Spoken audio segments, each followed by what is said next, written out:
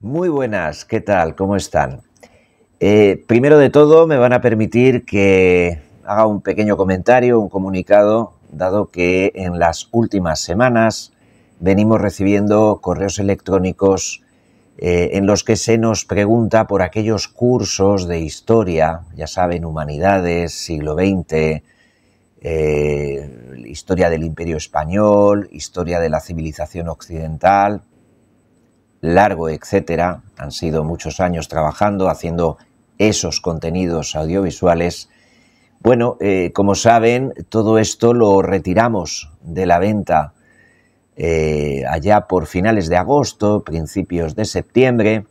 Estamos terminando el año, como quien dice, y hemos recibido correos, particularmente en las últimas fechas, en las últimas semanas, diciéndonos, preguntándonos si pensábamos ponerlos de nuevo a la venta o qué pasaba o qué iba a pasar. Y bueno, por parte de gente pues que quería algún título en concreto, algún producto en concreto. Bien, después de darle vueltas, y no sin demasiado entusiasmo, no les voy a engañar, hemos decidido que por tiempo más que limitado, a partir de este momento en el que ustedes ven este vídeo, esos cursos, parte de ellos, van a estar de nuevo en nuestra página web a la venta. Les invito a que pinchen en el enlace que aparece al pie de este vídeo o en el recuadro descriptivo abajo, por si de verdad están interesados en alguno de esos cursos. Van a estar a la venta pues más o menos hasta mediados de diciembre. Pero también digo una cosa, si desean recibirlo antes del día de Navidad, porque se trata de un regalo o por el motivo que sea, les ruego que hagan el pedido cuanto antes, porque no vamos a poder garantizarles la entrega, la llegada del producto en un plazo inferior a 10 días.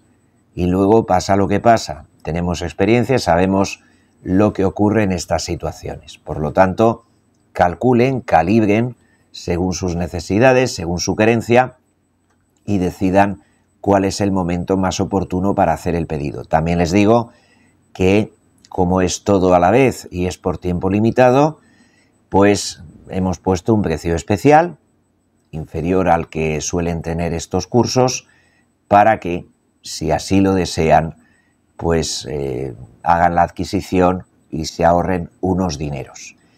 Ya saben que lo recibirán por correo certificado en la dirección que nos indiquen y ya saben también que cuando el pedido es enviado se les notifica por correo electrónico que este ha sido remitido a sus domicilios, a la dirección que nos facilitaron, y estarán puntualmente informados con un código que podrán seguir a través de la página web de correos. Dicho esto, pues sí, los cursos vuelven a estar a la venta, parte de ellos, la mayoría, están a su disposición por tiempo limitado, pero por favor, llegan las fechas que llegan y luego hay problemas en los envíos, hay colapsos, hay saturaciones y la culpa nos la llevamos nosotros. Tengan la bondad. Muchísimas gracias. Y dicho esto, puesto que estamos de alguna manera haciendo un repaso de la fenomenología de las redes sociales y todo el mundo opinológico que tanto daño está haciendo desde distintos sectores, porque todo, ya saben ustedes, gira en torno a la ideología y a la opinología. Todo es opinable, todo tiene que ser digerido de algún modo, digamos, sentimental a través del sistema límbico, por medio de las emociones, nunca usando el intelecto. Pues me van a permitir, que toque otro tema que a mí me parece particularmente preocupante por la cuenta que me trae, por aquello que tiene que ver conmigo. Me refiero a la historia. Yo no sé la de mensajes, correos, comentarios que he recibido de personas en estos años que me decían, por motivos siempre ideológicos, evidentemente, usted no tiene ni idea, tiene que leer este libro en concreto, tiene que ver el canal de esta persona en concreto y así entenderá, así despertará usted. La gnosis, el mundo del despertar. Y bueno, pues al principio fastidiaba bastante porque, claro, el que te lo decía pues tampoco sabías quién era. Luego veías los enlaces y decías, madre mía de mi vida. Y en general nunca te recomendaban a ningún experto en nada. Te recomendaban influencers, te recomendaban opinólogos. No te aportaba nada. Claro, ya partías tú a priorísticamente de la idea de que poco te podían aportar personas que simplemente tienen canales en YouTube o han publicado alguna cosa conspiranoica y tal. Nada, no me llegaba nada del mundo académico, por decirlo así. Y es un tema denso, muy amplio, tedioso incluso, que, bueno, pues en definitiva vamos a tocar aquí de manera superficial y cada cual que extraiga sus propias conclusiones. El fenómeno en sí, lo que preocupa es la proliferación de creadores de contenido y también de escritores. El tema de los escritores, concretamente ellos, fue algo que se disparó a finales, a partir de mediados de los años 90 del siglo pasado, que no voy a hablar, no me voy a referir a los que no tienen formación histórica porque carecen de relevancia, sino a aquellos que sí la tienen, aquellos que sí tienen una formación en historia y que utilizan su prestigio académico pues para promover determinadas narrativas que por lo general son sesgadas y altamente preocupantes. Y ahora veremos por qué. Yo llevo 25 años trabajando la historia, casi la mitad de mi vida. No soy catedrático, no soy historiador, porque para ser historiador tienes que tener no solo una tesis doctoral, sino tienes que tener unas publicaciones académicas y una serie de cosas. Yo me considero divulgador, aunque me llamen historiador. Hay gente que se autodefine como historiador que tampoco lo son, verdaderamente, que a lo mejor tienen la carrera de Derecho y 4 cosas más, o que, en fin, ni siquiera tienen carrera y publican un montón de libros, incluso con la editorial Planeta. A mí ese tema no me interesa. Yo, de los que no son especialistas y tal, no. Me voy a centrar única y exclusivamente, y quiero que se entienda y que quede claro desde el comienzo, en aquellos creadores o escritores que sí que estudiaron historia, que sí que estudiaron la carrera de historia y se les presupone una formación académica, es decir, como yo. A partir de ahí hablamos. Entonces estamos hablando de personas que utilizan ese prestigio académico, el prestigio que te da pues tener un título universitario, digámoslo así, para promover, como he dicho antes, esas narrativas sesgadas y altamente preocupantes. Y esto, créanme, constituye un fenómeno o uno de los fenómenos, en mi opinión, más preocupantes del ecosistema cultural contemporáneo.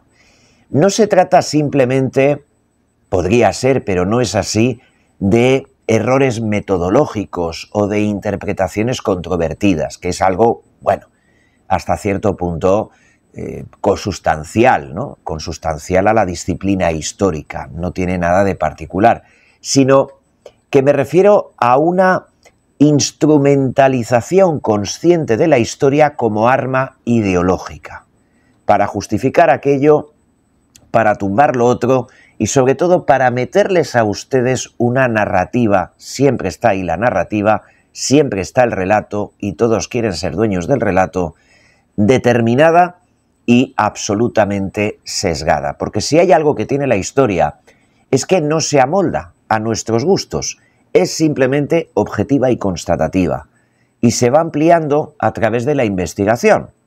Y no hay más, no es tan complicado. Pero claro, si hablamos de Alejandro Magno, nadie va a discutir.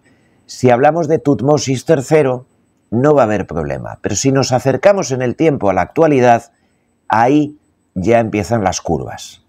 Y en las curvas hay apariciones de niñas de la curva que te lo joden todo, te joden el viaje.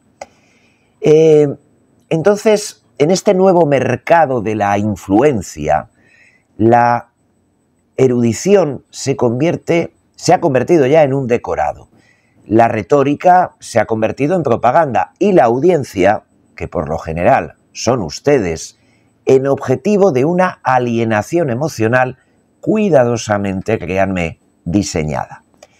Estos divulgadores que no tienen preparación o que la tienen y deliberadamente, voy a ser fino sin poder serlo, se limpian el culo con ella, construyen relatos que parecen rigurosos, lo parecen porque introducen fechas, citas por lo general parciales, lenguaje técnico, incluso un tono de falsa neutralidad, pero el corazón de su discurso está corroído por una intención previa: persuadir políticamente, moldear afectos, dirigir el resentimiento colectivo.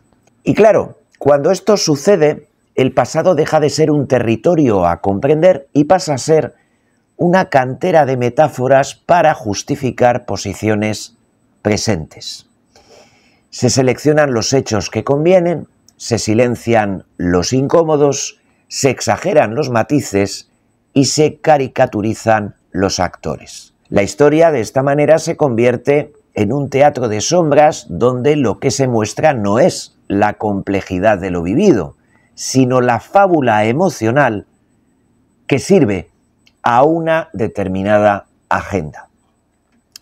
La tragedia es que muchos de ellos, como digo, y a ellos me refiero, poseen estudios universitarios en historia. Saben, o deberían saber, que el método histórico consiste en contrastar fuentes, en contextualizar datos, en evitar anacronismos y en resistirse a la tentación, sobre todo, de utilizar el pasado como una proyección de los deseos o de las fobias del presente.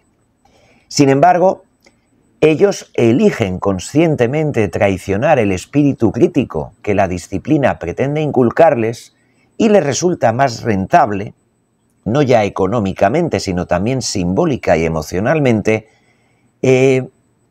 pues narrar unas versiones que le ofrecen al público en forma de relato para confirmar prejuicios. Relato que alimenta identidades victimistas o que promete certezas simples en un mundo altísimamente complejo. Y claro, el público responde porque estos discursos están diseñados para influir. Son breves, vehementes, emocionales, con el famoso tono de revelación gnóstica que desvela, que corre el velo y que promete la verdad que otros no te cuentan. Pero les garantizo que eso es una pastelera tomadura de pelo. La audiencia ignorante no obtiene conocimiento histórico, sino lo de siempre, el mundo del despertar, una sensación de pertenencia, de superioridad moral, de confort ideológico, y se refuerza así el círculo vicioso donde la historia deja de ser un ejercicio de comprensión crítica, para transformarse en un higiénico dispositivo de autojustificación colectiva. Una verdadera lástima paranoica. Esta dinámica evidentemente no es nueva. La propaganda siempre ha buscado apropiarse del relato del pasado, pero el entorno digital en el que nos encontramos la amplifica y sobre todo la banaliza. Los algoritmos, ya lo sabemos, premian la polarización, premian la indignación, premian la simplicidad. Y además, esos mismos algoritmos castigan la matización, castigan la duda y castigan la contextualización. Frente a eso, quienes intentan divulgar, que los hay, con rigor, los datos históricos constatativos y objetivos, pues quedan arrinconados por quienes ofrecen relatos prefabricados que funcionan mejor como productos de consumo emocional y nada más que como eso. Desde luego, mucho más como productos de consumo emocional que como interpretaciones históricas serias. Vengan de quien vengan. Y claro, el resultado último es devastador.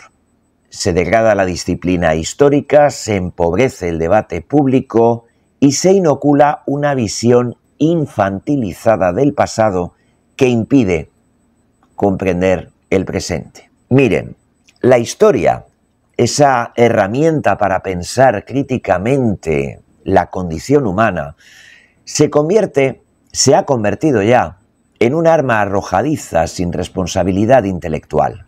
Es devastador, es devastador. Y claro, quienes la manipulan, para manipularla hay que hacerlo a conciencia, hay que saber uno lo que está haciendo, y estos lo saben. Pese a su título universitario, están participando en una forma de corrupción cultural más peligrosa de lo que aparenta.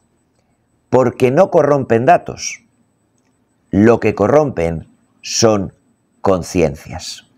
En cada país existen patrones claros, modelos repetidos de uso ideológico de la historia en YouTube, en las redes y en los libros. Por ejemplo, en España el fenómeno es especialmente visible por la polarización intensa del pasado reciente, la guerra civil, el franquismo, la transición, las identidades territoriales que les voy a contar. Están los revisionistas de la guerra civil, esos canales o escritores que reinterpretan la contienda en clave moralista, glorificando a uno de los bandos y demonizando al otro, da igual cuál, y que usan anacronismos, analogías abusivas y fuentes seleccionadas para reforzar el dichoso y manido relato. Están luego los divulgadores nacionalistas regionales, que reinterpretan la Edad Media o los orígenes de sus territorios, pues para reforzar unas narrativas identitarias absolutamente contemporáneas. Luego están los canales patrióticos, resistentes, los que se salen de la Matrix, los del Despertar, que presentan la historia de España en clave épica y beligerante, ocultando complejidades y sobredimensionando agravios. Rasgos comunes entre ellos: el uso de documentos descontextualizados, el discurso emocional de trinchera, las verdades alternativas para reforzar causas políticas e ideológicas actuales, lo de siempre, el mundo del despertar. Pero no es un fenómeno español. En Estados Unidos se vive desde hace mucho una batalla cultural permanente que impregna la divulgación histórica digital. Hay perfiles completamente típicos, casi hechos por un molde, muy parecidos a los españoles pero aplicados a la historia de ellos. Revisionistas ultraconservadores que reinterpretan la guerra civil estadounidense, obvio, negando el papel central de la esclavitud o idealizando a los padres fundadores como figuras casi teológicas. Están los divulgadores anti-wokismo, que reaccionan contra determinados estudios ofreciendo lecturas simplistas de la historia para desacreditar movimientos sociales. Están los youtubers progresistas militantes que reinterpretan episodios decisivos como la colonización, la Revolución Americana o la Guerra Fría desde una narrativa moralizante reducida al eterno esquema de buenos y malos, es decir, víctimas y opresores. Y también tienen sus rasgos comunes, evidentemente, narrativas binarias de buenos y malos, el eje del mundo del despertar, el uso selectivo de doctrinas academicistas para según qué subterfugio y la presentación de opiniones políticas como si fuesen un consenso historiográfico que no es. Insisto, ocurre en más países. Reino Unido, pues la historia británica está marcada por el legado imperial y por la identidad nacional en tiempos del Brexit. ¿Qué perfiles encontramos? Pues los nostálgicos del imperio, que tienen sus canales que glorifican la expansión colonial como si fuese un proyecto civilizador, sin aristas y prácticamente perfecto. Están los divulgadores antiimperialistas extremos, que reducen siglos de la historia británica a una sola categoría llamada opresión. Y luego están los narradores nacionalistas del Brexit, que reinterpretan, por ejemplo, la Segunda Guerra Mundial o la relación con Europa para justificar el excepcionalismo británico. También ellos tienen sus rasgos comunes: una memoria selectiva del imperio, por ejemplo, la omisión de la violencia y de la explotación, un uso de anécdotas para sostener tesis ideológicas, unas afirmaciones identitarias presentadas como historia, pues lo mismo que en España y que en Estados Unidos. Francia no se libra. Yo les estoy poniendo ejemplos para que sepan que pasa en todos lados. Ahora, mal de muchos, ya se sabe lo que dice el refrán. En Francia pues se viven tensiones muy evidentes, lógico, sobre la memoria colonial. También sobre la identidad republicana y laicista y, por supuesto, sobre su historia intelectual, que es muy compleja. Entonces se dan unos perfiles también típicos, ¿no? Divulgadores identitarios que reinterpretan la Revolución Francesa o la Edad Media o la formación misma de la nación francesa para defender narrativas, digamos, etnoculturales. Están los intelectuales republicanos puros, que usan la historia para negar la legitimidad de debates sobre racismo o multiculturalidad o memoria colonial. Y, por supuesto, también tienen sus youtubers de izquierda radical que presentan la historia de Francia pues como una sucesión ininterrumpida de lucha de clases, pero de clases simplificadas. Sus rasgos, pues aprobación de símbolos, libertad, república, laicidad, la lectura siempre maniquea de episodios muy complejos de su propia historia, como por ejemplo Argelia, y la búsqueda del impacto emocional mucho más que del rigor. Italia.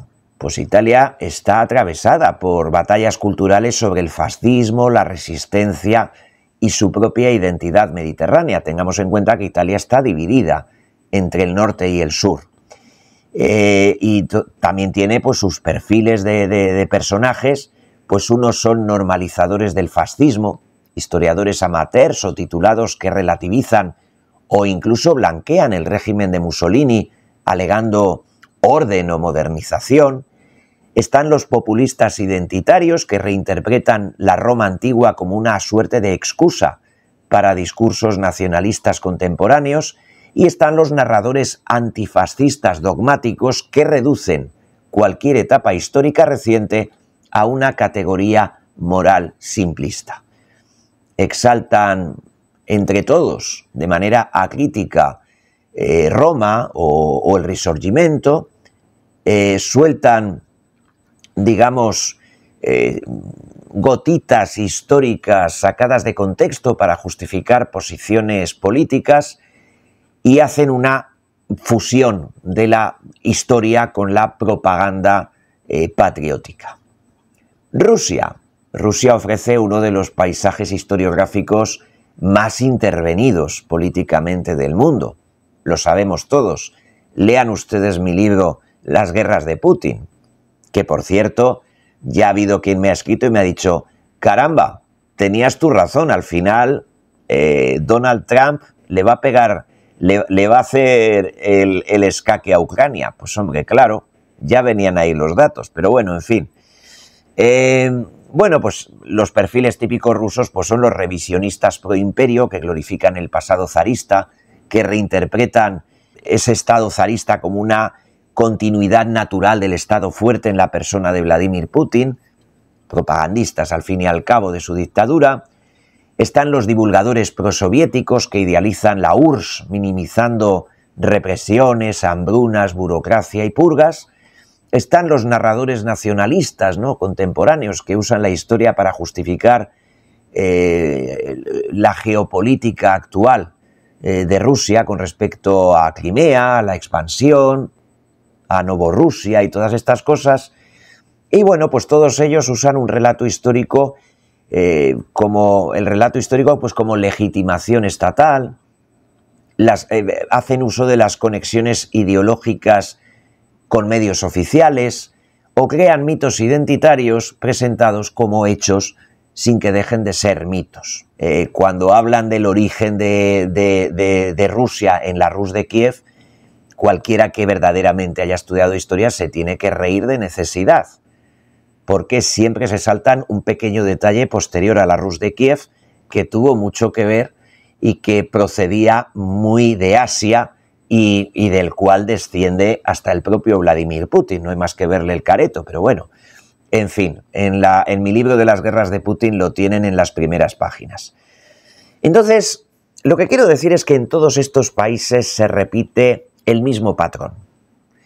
La historia se convierte en identidad y el divulgador no explica, milita. El pasado se usa para legitimar el presente o como querríamos que fuese el presente y es una herramienta emocional, pero en absoluto intelectual. Y claro, el público pues también tiene su parte de culpa consumiendo determinados contenidos porque claro, no busca conocimiento, busca confirmación. Y los algoritmos, como premian lo ideológico y castigan lo matizado, pues café para todos. Pero yo les recuerdo que estoy hablando de personas con formación académica. Y aquí el problema, en mi opinión, es que la credencial académica funciona como una máscara. El título universitario da apariencia de rigor a unos discursos profundamente sesgados. Es lamentable ver el éxito que tienen, y hablo de creadores de contenido y escritores españoles, pues algunos personajes que no tendrían el valor de volver a la universidad a examinarse con sus profesores defendiendo la historia de España o del mundo que cuentan delante de la cámara web. No tendrían el valor, porque igual les quitan el título y no se lo devuelven. El resultado, pues, es que estamos ante un ecosistema donde la historia, en lugar de abrir la mente, pues se convierte en un mecanismo de refuerzo tribal, de manipulación emocional y de empobrecimiento crítico. Y me tengo que referir, porque es que si no me lo van a mencionar a ustedes, a un hecho que nos incumbe a prácticamente todos los hispanohablantes, la conquista de América, llamémoslo así, y que ocupa, lo sabemos, un lugar central en la guerra cultural contemporánea y se ha convertido en uno de los episodios históricos más manipulados en redes, en YouTube y por parte de ciertos ensayistas siempre con intencionalidad política. Su fuerza simbólica, el origen de imperios, el choque de civilizaciones, el trauma, el mestizaje, la modernidad, la violencia o la creación de nuevas identidades, la convierte, evidentemente, en un terreno muy fértil para la distorsión ideológica. Hoy, en ese plano, coexisten 4 grandes narrativas, todas parciales, todas parcializadas, todas problemáticas y todas usadas como arma política. Por un lado está la narrativa indigenista contemporánea, que es la visión que presenta la conquista como una catástrofe absoluta equiparable a un genocidio deliberado y a un plan de aniquilación sistemática. Se interpreta la llegada de los españoles a América como un acto de invasión comparable a los totalitarismos modernos, lo cual es un anacronismo palmario. Y se exageran cifras, como las poblaciones precolombinas o las muertes, y además se hace sin distinguir entre efectos epidemiológicos involuntarios, guerras intertribales, algunas de ellas previas, o el propio colapso social que ya enfrentaban allí estos imperios. Y, por supuesto, se idealizan las sociedades indígenas como armoniosas, pacíficas, ecologistas, ignorando pequeños detalles como los sacrificios humanos, las guerras, el canibalismo ritual, las jerarquías brutales, el desconocimiento de la rueda y tantas cosas. Y, por supuesto, se utiliza todo esto para culpar al europeo blanco como categoría esencial, sin distinciones culturales ni variaciones de época ni contexto tecnológico. Lo cachondo es que el uso político de esto lo realizan descendientes principalmente de mestizos y no de, digamos, indígenas americanos. Y no porque fuesen exterminados en lo que es Hispanoamérica, Iberoamérica, Latinoamérica, llámenlo ustedes como quieran. Todo lo contrario, no estamos hablando de Norteamérica, sino porque sencillamente ellos son los herederos de los que se levantaron, y hablo de herederos genéticos, de los que se levantaron para promover en el siglo XIX la independencia de sus naciones, que son a la sazón los mismos que las han arruinado. Es muy curioso esto. 200 años de independencia en algunos casos y están peor que nunca. El uso político de este tema por parte de ellos es la justificación de políticas identitarias radicales en América, la reescritura del pasado pues como un mito de resistencia y la hostilidad palmaria hacia España como símbolo histórico de dominación.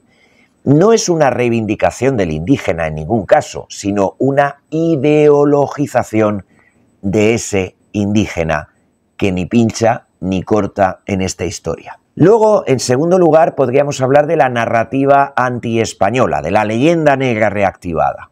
Es la versión más emocional y política. España es presentada como una nación intrínsecamente cruel, atrasada, fanática y destructora. Es la repetición acrítica de la propaganda inglesa y neerlandesa, así como francesa, de los siglos XVI y XVII. Utilizan casi siempre unas lecturas basadas casi exclusivamente en Bartolomé de las Casas como si fuese una fuente neutra, que no lo fue. Y hacen, por supuesto, omisión de que todas las potencias europeas practicaron la conquista, la esclavitud y la violencia. Además, presentan España pues como un caso único y excepcionalmente cruel, cuando más bien lo hicieron para tapar quienes estaban siendo los auténticamente crueles. Prueba de ello, pues qué pasó con los indígenas de Norteamérica. Cuando los ingleses y demás europeos, no los españoles, llegan a Norteamérica, ¿por qué tenían caballos los indios? Pues porque ya habían conocido a los españoles. Los famosos Mustang, aquellos caballos que quedaban ahí sueltos cuando se iban los españoles y que los nativos norteamericanos aprendieron a domesticar. O el tema de las cabelleras, que resulta que las cortaban los blancos, no los indios. En fin, mucha película del oeste y mucha intrahistoria. Y claro, se usa aparte, ¿no?, una terminología moderna, ¿no?, colonialismo, racismo, científico, este tipo de cosas, una terminología que no existía en el siglo XVI. El uso político actual pues es en América para fomentar un discurso identitario anticolonial sin matices, y en Europa, que también existe evidentemente por parte de determinadas izquierdas, pues para reforzar prejuicios sobre España como país periférico e incivilizado. En España, aquí es más terrible, en este caso, pues se utiliza como excusa para denigrar la propia identidad nacional. O sea, para pegarse un tiro en el pie. Claro, la leyenda negra prospera porque emocionalmente es un relato muy simple. El villano absoluto. Ya está. Lo de toda la vida. En tercer lugar, podríamos hablar de la narrativa pseudopatriótica y glorificante, ¿no?, que es la reacción visceral a las dos anteriores. Y surge como defensa, pero acaba convirtiéndose en una propaganda acrítica. Presenta la conquista como una epopeya heroica, sin fisuras, absuelve totalmente de la violencia, del sometimiento, de la destrucción de estructuras sociales o de imposiciones religiosas a los perpetradores y minimiza o niega los abusos, reduciéndolo a casos aislados. Por supuesto, también niega las tensiones internas, guerras civiles, rebeliones indígenas, conflictos entre conquistadores, eso casi ni se asoma. Y se exagera enormemente el aporte civilizatorio como si fuese un regalo altruista de la corona española a aquellas personas que allí habitaban. Claro, se le da un uso político. Es una suerte de búsqueda de una reacción identitaria nacionalista española, y ahí tenemos esos canales de YouTube que venden esta historia épica sin ambigüedades, como si fuese palabra de Dios. ¿Por qué? Pues porque se busca un orgullo nacional en un pasado que está muy bien, pero en un pasado lamentablemente reescrito para evitar disonancias, porque la historia no consiste en buenos y malos. He ahí la cuestión. Y el historiador, o el que va de historiador, o por lo menos el que ha estudiado historia y le han dado el título, sabe que no es así. Así que si lo hace aposta, y si lo hace aposta es porque lo hace con maldad. Ni más ni menos. Entonces, aunque este relato se presenta como un rescate del honor histórico, en realidad termina siendo otra forma de distorsión igual de emocional que la propia leyenda negra que pretende combatir. Y por último, podríamos hablar de la narrativa revisionista, que es seria, que es rigurosa, pero que también es la gran impostora. Aquí conviene distinguir dos variantes. Por un lado, la revisionista académica, que es la legítima, que contextualiza la conquista sin caer en moralismos contemporáneos, pero analiza la complejidad del proceso, es decir, habla de alianzas indígenas, de rivalidades entre imperios mesoamericanos, del papel crucial de Tlaxcala, de las guerras internas en Tahuantinsuyo, en fin, este tipo de cosas. Y reconoce la violencia y el trauma, pero evita simplificaciones infantiles. Entiende la conquista como un fenómeno global y sistémico, no como un acto aislado de buenos y malos. Analiza la demografía, la epidemiología, la tecnología, la diplomacia, la religión, la economía, analiza todo. Esta es la única línea que aspira a comprender y no a manipular. Pero está la impostora, la revisionista impostora, que aparece en ciertos escritores, en ciertos creadores, en ciertos youtubers, que se presentan como revisionistas cuando en realidad repiten sesgos. Eliminan datos incómodos para defender tesis ideológicas, hacen eso que los ingleses llaman el cherry picking de fuentes primarias, es decir, escogen lo que les conviene, reducen la conquista a un relato técnico o militar, ocultando otros matices, otras variables, atacan a críticos, acusándolos de antiespañoles, aunque esos críticos antiespañoles hayan, porque sean historiadores también, presentado datos verificables, y pretenden pasar por académicos sin someterse a los estándares académicos. Y esto es muy importante. Es decir, es una forma de propaganda disfrazada de rigor. Así que, en síntesis, la conquista de América hoy no se discute para entender el siglo XVI, sino para definir identidades del siglo XXI. Los indigenistas buscan agravios originales para justificar políticas presentes, en algunos casos dictatoriales. Los antiespañoles usan la leyenda negra como arma cultural. Los pseudopatriotas de Chichinabo buscan el orgullo y la pureza histórica para negar la complejidad. Los revisionistas impostores venden sencillamente simplificaciones con apariencia de análisis, y en medio de todo esto, el ciudadano común es bombardeado por discursos emocionales que prometen certezas y enemigos claros, pero no explican nada, porque no explican la historia. Por eso nosotros decidimos hacer aquellos cursos, estos que ahora algunos de ustedes nos piden también. El siglo XX, la historia de España en los siglos XIX y XX, la historia de China, en fin, la transición, el Imperio Español, el curso de Humanidades, el curso de Civilización Occidental, todos estos cursos. ¿Por qué? Porque hemos defendido siempre que una persona sin cultura es una persona totalmente indefensa. Porque hemos defendido siempre que todo el mundo tiene derecho a que alguna vez le cuenten la verdad. Y porque creemos que hay muy poco material, sinceramente, mínimamente riguroso y amplio, que sea accesible al público no preparado, digámoslo así, que puede ser alguien pues con un nivel cultural muy bajo o con un nivel cultural medio y con afición a la historia, pero que no ha llegado al academicismo universitario y que, caramba, tiene derecho a tener un material divulgativo mínimamente riguroso que lo anime a consumir materiales superiores a los nuestros, que pedagógicamente están pensados para alentar la afición a la historia. Por eso son divulgativos. Pero nunca a decirle a nadie quiénes son los buenos y los malos, ni lo que tiene que pensar. La tergiversación histórica, miren, hecha con fines ideológicos, no es solo una aberración, no es solo un error académico, es que es un peligro social y cultural de primer orden, porque ataca directamente los fundamentos simbólicos que permiten a una sociedad pensarse a sí misma con solidez. Cuando la historia se manipula, ya sea desde la propaganda estatal, ya sea desde plataformas digitales, ya sea desde militancias disfrazadas de divulgación o desde industrias culturales que buscan polarizarnos, lo que se destruye no es el pasado, es el presente intelectual de la ciudadanía. A eso apelamos nosotros. Eso es lo que se está criticando en este vídeo.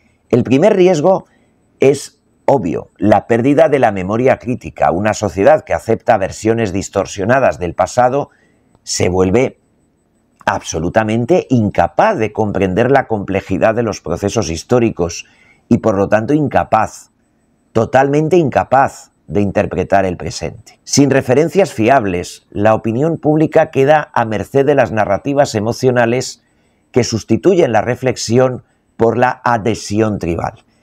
La historia deja de ser, de esta manera, un ejercicio de conocimiento y se convierte en un laboratorio de resentimientos, en una fábrica de identidades enfrentadas, en un campo minado de agravios reciclados. Es asqueroso. Y el segundo peligro es el autoritarismo cultural. Quien domina el relato histórico domina también el marco de lo decible. Puede legitimar políticas, silenciar voces, fabricar enemigos, puede hacer lo que quiera. Todo régimen, abierto o encubierto, entiende que controlar el pasado es controlar la imaginación moral de la sociedad. Las tergiversaciones históricas erosionan la autonomía del individuo, que deja de pensar por sí mismo y adopta categorías prestadas por aquellos que monopolizan el relato. Se sustituye la libertad interior por una adhesión afectiva. Se sustituye la razón por la obediencia emocional. Y muchos de estos son los que quieren sacarles a ustedes de la Matrix y hacerles despertar. Es lamentable. Podríamos hablar de un tercer riesgo, el empobrecimiento cultural. La cultura necesita matices, interpretaciones diversas, diálogo entre perspectivas. Pero las narrativas ideológicas reducen la historia a un cuento moral simplificado donde todo se explica mediante una dicotomía de héroes y villanos. Claro, esa simplificación infantiloide empobrece la comprensión del propio ser humano, elimina la ambigüedad, que es la base de toda verdadera cultura, y degrada la inteligencia colectiva hasta niveles, infantiles, simplones, de electroencefalograma plano. La complejidad histórica se destruye en aras de la comodidad emocional, que a largo plazo incapacita a la sociedad para afrontar problemas reales, problemas serios, problemas adultos. Un cuarto peligro, me atrevo a decir, sería la fractura social. Las tergiversaciones históricas actúan como máquinas de polarización. Cada grupo crea su propio pasado imaginario y rompe cualquier posibilidad de conversación racional con otros grupos. O estás conmigo o estás contra mí. La historia se usa para justificar odios presentes, para alimentar identidades agresivas, para avivar conflictos que no buscan resolución sino perpetuación. Y así, el pasado se convierte en una frontera emocional que impide la convivencia. Finalmente, y acabo aquí, lo prometo, está el riesgo, el mayor de todos, que es la renuncia de ustedes a la libertad mental. Una población que renuncia al pensamiento crítico, que acepta relatos prefabricados porque confirman sus emociones, que hace este tipo de cosas, es una población que deja de ser libre. La historia manipulada no educa, la historia manipulada domestica, no ilumina, oscurece, no abre horizontes, encierra. Por eso la defensa del rigor histórico, miren, no es una cuestión académica, es una cuestión cívica. Proteger la verdad histórica, es decir, proteger el esfuerzo continuo por comprender el pasado en toda su complejidad, es proteger la cultura, pero es proteger también la libertad, la dignidad intelectual y la capacidad de una sociedad para no caer en manos de quienes desean convertirla en un rebaño dócil. La historia no debe servir a ninguna ideología, debe servir a la humanidad. A la humanidad. Por eso es una carrera de humanidades. Y cuando se olvida eso, lo que peligra no es solo el recuerdo del pasado. Es, créanme, porque hay casos históricos, lo que peligra es el futuro de todos. Paz y bien para todos y que Dios les bendiga.